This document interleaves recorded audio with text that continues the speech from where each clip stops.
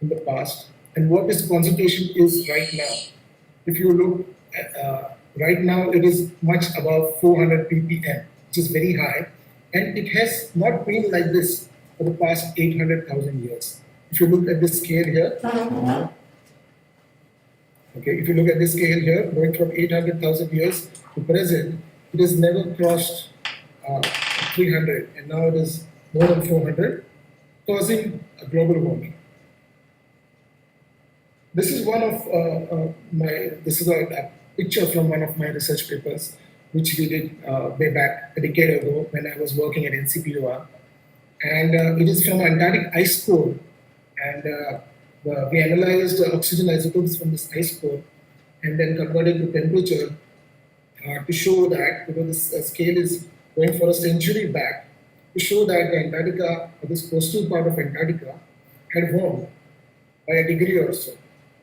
So just giving relevance to the earlier slide. And then, if you look at longer ice cores, going back to 800,000 years, these are from Epica. You must have seen this in earlier talks probably. There are two curves here. One is the dark blue curve, one is the light blue curve. The dark blue is the carbon dioxide concentrations varying again for the past 800,000 years. And along with it, there's temperature variability, which is very similar. This carbon dioxide variation, if you see, it is within bounds of high and low, and it is going from somewhere around 180 ppm in the lower part, which is the cold stages, to 280 ppm, which are the warmer part, the interglacials. The temperature has varied along with this. So this is very well-ordered, well-set-up mechanism of CO2 variations. And we have to know why this is happening, why the CO2 is varying so nicely, and why it's going so well with the temperature changes.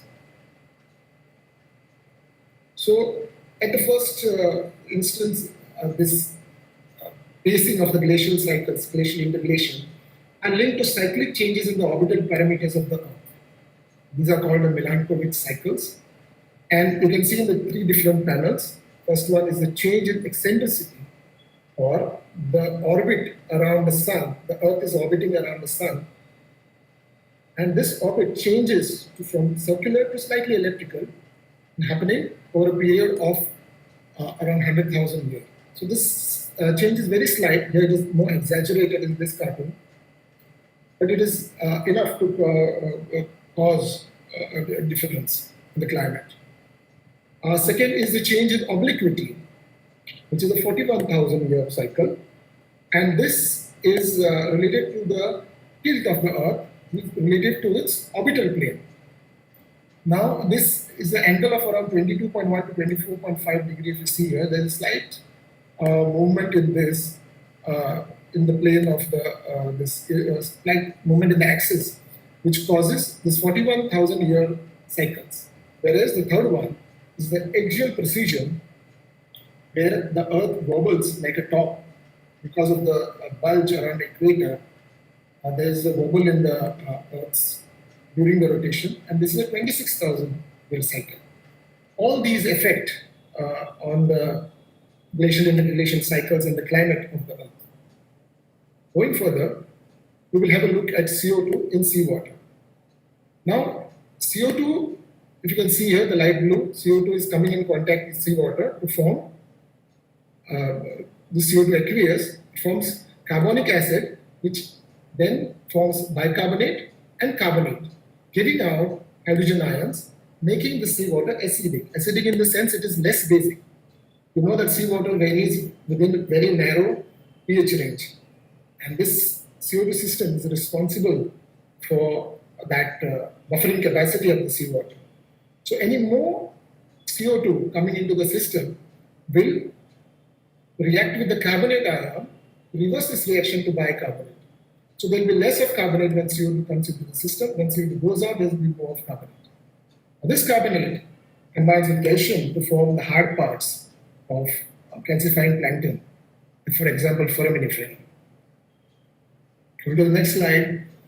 This is how the different species of DIC, the dissolved inorganic carbon. So You have the CO2, the bicarbonate, and the carbonate at different pH. We have the different proportion of this. With higher pH, you have carbonate ion. Most of it is bicarbonate at the seawater pH, and if you go low, you will have the more of the CO2 going back. So this is the acidic part on the left, and the right, if you go, it is more alkaline. If you look over the globe on the surface CO2, the CO2 flux, or you call it the C H CO2 flux, it is not distributed evenly. If you look at oceanic regions where there are places where you have, where it is a source, the oceans are a source. You see the red and the warm colors. This is where the oceans are a source. And if you see the cooler colors, these are the places where the oceans are a sink. So it depends on different factors like seawater temperature, productivity, etc. And if you look at the small panel over here, the carbonate ion decreases as your atmospheric CO2 is increasing. Going ahead, this is a very important panel here, which is showing the effects of various processes on carbonate ion concentration and on PCO2. So PCO2 is the B panel, and the A panel is carbonate ion, and they are distributed in the alkalinity DIC space. So if there is calcium carbonate dissolution, as shown by this arrow, dissolution formation, if there is dissolution, there's more carbonate ion added to the system, and if there's CaCO3 formation, there will be more CO2 added to the system. And what happens is the alkalinity here will decrease, alkalinity here on top for calcium dissolution will increase. DIC will also increase, but in a different ratio of 2:1. For CO2 release, there will be a decrease in DIC, and for CO2 invasion, that CO2 going into the system, there will be a DIC increase. With photosynthesis, which takes up carbon dioxide, so there will be a decrease in DIC during photosynthesis, and during the respiration, there will be an increase in DIC, and alkalinity changes slightly with photosynthesis, slight increase in alkalinity. Same happens with the PCO2 over here. So with the CaCO3 formation, PCO2 is increasing, and with dissolution, it will decrease. So the same processes are hold good for PCO2 and carbonate ion over here. Now this is a thermohalide circulation over the globe. You can see the different, the water mass flows, deep waters are formed in the North Atlantic. You can see the circles over here. And they go around through the global oceans from the Atlantic into the Indian into the Pacific, and there is a reverse flow back coming to the Atlantic. The surface flow is shown by red, the deep flows are shown by blue, and the bottom by purple. Then there are different places where you have wind-driven upwelling shown by the circles, which is basically in the Antarctic, the Southern Ocean. The large upwelling takes place and bottom water or deep water comes to the surface. Then there's mixing driven upwelling, which happens throughout the global oceans. If you see, now what happens is when the water circulates throughout the global oceans, it forms in the North Atlantic, and as it travels through the ocean, it picks up with it all the respired CO2. And as the water gets to the Indian Ocean, it gets older, and Pacific Ocean, it gets still older, thus decreasing the carbonate concentration on its way. So if we have a section of the globe at 3,500 meters, you can see that the distribution of carbonate ion at this depth. The red is the Atlantic, it's the high carbonate ion concentration, with the water moving along the oceans, getting older, collecting more respired CO2, and it gets depleted with carbonate ion concentration as it goes about. So the next question is, why oceans are thought to be regulators of atmospheric carbon dioxide? There are some simple mechanisms of which we know that how the CO2 can be taken up. First of all, why ocean is thought to be a reservoir? Ocean, first of all, is a very large reservoir of carbon. So it is one which can exchange carbon dioxide on shorter as well as longer time scales. Second thing, what happened during the ice age was that the continental reservoir of organic carbon decreased. That is, the tropical forest changed over to the grasslands, and there was a lot of vegetation which was buried below the ice, extensive ice that was formed during the ice age. So at this time, the carbon from the land was transferred to the ocean atmospheric system, the partition between them. Now, in cooler waters, there is more dissolution of CO2. This is well known. So, cooler surface waters, now during glaciers, we have cooler surface waters, which will lead to a CO2 decrease. And this is calculated to be 30 ppm if you just go by the cooling of the surface. Now, however, during the ice age, we had increased salinity and the ocean volume decreased because we had most of the water turned into ice, which covered the continents. So the ocean volume decreased by ocean sea level decreased by 120 meters. So the volume decreased. So this volume, if you calculate if the holding capacity will decrease. So if you these two factors, if you calculate, this gives an overall effect of an 8.5 ppm decrease in atmospheric carbon because of the ocean during the ice during the glacial the engine, you can say the 8.5 ppm decrease. But if you see the decrease is almost 90 ppm. So there must be some other mechanisms which are responsible for this decrease. Let us look at the major mechanisms. One would be the alkalinity. We have shown that in alkalinity de-ice space how the CaCO3 dissolution and in CO2 invasion is changing things. Now, alkalinity is the acid titrating capacity of seawater. Now, if you look at glacial interglacial time scales, alkalinity is added to the ocean by weathering of carbonates and removed by carbonate burial deep in the sediments. Now, increased alkalinity causes decrease in atmospheric CO2. This can deepen lysocline by 1 kilometer for every 25 ppm decrease. So, if there is a decrease in CO2 of 25 ppm, the lysocline should go down. Lysocline is the depth which separates the carbonate rich sediments from the dissolution below the lysocline. This is separation depth from the carbonate dissolution and the dissolution. So this will deepen the lysocline by 1 kilometer for every 25 ppm. So if we consider that this change because of the alkalinity decrease, we will get a very deep lysocline. But evidences, if you look at past evidences, nowhere we can see that the lysocline is deepened by 2 or 3 kilometers. So this alone is not a feasible explanation. Now the next chapter is taken from Sigmund et al., which is a review of the mechanisms, and I've taken most of the figures you'll see from this paper. Now here it shows how CO2, the earlier equation, how CO2 is reacting with the surface seawater and how it forms bicarbonate carbonate. Now in the surface there's also the biological, there's a biological pump which removes the DIC or CO2, photosynthesis, and converts it into C organic and transfers it by sinking and subsequent decomposition in the deep ocean. Now it is sinking here, and the decomposition here will release CO2. It will remove CO2 from here and release CO2 back into the deep oceans and will lower the carbonate ion concentration in the deep oceans.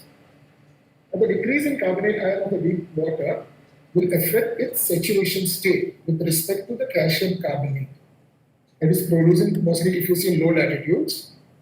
And the decrease in carbonate will show the lysocline. We need to show, meaning the lysocline will be shallower instead of getting deeper because the carbonate ion has decreased. Now, the net result is a decrease in the global ocean burial rate of calcium carbonate, because this will activate this calcium carbonate burial is the main mechanism by which ocean loses alkalinity. And a decrease in calcium carbonate burial causes an excess in the input of alkalinity, which is coming from to the ocean from the rivers. So steady state will be restored when rising whole ocean alkalinity increases the deep ocean carbonate ion and calcium carbonate burial rate back to the original levels. So this is a feedback of calcium carbonate dissolution. Alkalinity will increase, and it will again restore back by increasing the carbonate ion. And it is a mechanism which is like it will go back and forth. So Broca in 1982 suggested an increase in the strength of the biological pump. This is the first time when this biological pump was suggested to be a mechanism for CO2 drawdown, as we see in this figure over here. So if you go ahead, now this is the symbolic representation of the ocean's biological pump. Now here we see two sails actually, one on the left and one on the right. So this is the Southern Ocean, and the side on the left is North Atlantic. Now this is actually the path of the water flow, the blue lines, and then you have black, which is the nutrients, how they're going along. And then you have this wavy lines, which is actually the export production into the deep oceans. And then you have this carbon dioxide shown by orange, which is removed over here. So what is happening here is this in the low latitude, which export production is higher, the high nutrients, meaning whatever nutrients are there, fully utilized in the low latitudes, and whatever organic carbon is formed since now is regenerated. Nutrients are regenerated over here, and the excess CO2 also is there in the deep oceans. Now, what happens here is when this water upwells in the Southern Ocean, it's in the Southern Ocean, it's upwelling up, and which brings along with it on top the high nutrient waters as well as excess CO2 waters, but the CO2 once it comes to surface escapes to the atmosphere, thus increasing the atmospheric carbon dioxide, and then it sinks. Again, there's deep water formation over here, that is Atlantic bottom water which is formed. Now this is, when it is coming down, it already has high nutrients. These are called the preformed nutrients, whereas these are the regenerated nutrients. So it is this ratio between this regenerated and preformed which sets the high efficiency of the biological pump. So we'll go ahead, and this is where most of the mechanisms, hundreds of papers written on the mechanisms of CO2 drawdown, and this research has been going on last almost 4 decades. And trying to sum up, these mechanisms is something like this, what Sigmund did. And you see here, there are 3 panels. One is A, is the modern glacial ocean. B is the mid-climatic state, and C is the LGM. And A, which is the modern ocean, which is happening today, you have, let's see the person. Okay, you have water upwelling, this green arrow here, the water upwelling from deep into the Atlantic circumpolar current and estuaries over here, which move this water northwards, and there's upwelling caused here, and bringing deep waters up. At the same time, this water in the subantarctic zone is subducted below as the Antarctic intermediate water or the subantarctic bottom waters. And on the other side, in the polar Antarctic zone, there is this Antarctic bottom water which is forming. So, as I showed in the earlier figure, the high CO2 is distributed here and here, but this goes into deep, and this is coming into the intermediate waters. Now, this region here is, as I showed earlier, is a high productive region. So, there is more of export production over here, and it removes the Antarctic nutrients from the surface, and further goes into the low latitude and then into the Atlantic and here. But this goes into from the NADW. So NADW will have low preformed nutrient level. Region here circulates all again. As I showed earlier, isofline here is deeper. So this water then flows into the Indian, and here I showed that flows into the India, as well as the Pacific is from the Pacific. And for the Pacific will have older waters, no carbon dioxide, showing with the deforestation and similar processes here. The North Pacific is here because high CO2 storage is happening here. At the end of the thermoplastic, as well as the circulation on this. Now, during